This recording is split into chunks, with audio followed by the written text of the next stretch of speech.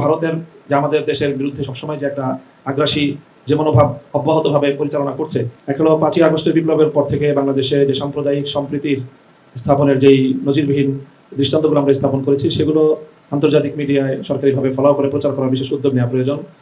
দ্বিতীয় বিশেষ প্রস্তাবনা হলো যে আমাদের পার্শ্ববর্তী যে প্রতিবেশী রাষ্ট্রের আগ্রাসনের মুখে আমরা এখন এই রাষ্ট্রের আশেপাশে যে সার্কভুক্ত অন্যান্য রাষ্ট্রগুলো রয়েছে, নেপাল, শ্রীলঙ্কা, মালদ্বীপ, এই রাষ্ট্রগুলো সহ বাংলাদেশে সার্ককে কার্যকর করে তাদের সকলকে সহযোগিতা নিয়ে একটা আন্তর্জাতিক পরিমণ্ডলে একটা ঐক্যবদ্ধ প্রয়াসের কোনো দৃষ্টান্ত সামনে আনা যায় কিনা এই বিষয়টা। আর আরেকটা হলো যে আমাদের দেশের বিরুদ্ধে সবসময় যে একটা আগ্রাসী যে মনোভাব অব্যাহতভাবে পরিচালনা করছে, সেজন্য দেশের ভিতরে ঐক্যবদ্ধ কোনো একটা গণভিত্তিক একটা প্রোগ্রাম যেখানে সকল দলের রিপ্রেজেন্টেশন থাকবে, এরকম একটা বড় ধরনের যদি আমরা গ্যাদারিং করতে পারি, সেটা জাতীয় এবং আন্তর্জাতিক মিডিয়া এবং গোটা জাতিকে আলোড়িত করবে। দেশের মানুষ খুবই এটাতে ইনফ্লুয়েসড হবে, এটা আমি মনে করি। এই তিনটি সুনির্দিষ্ট প্রস্তাব পেশ করলাম।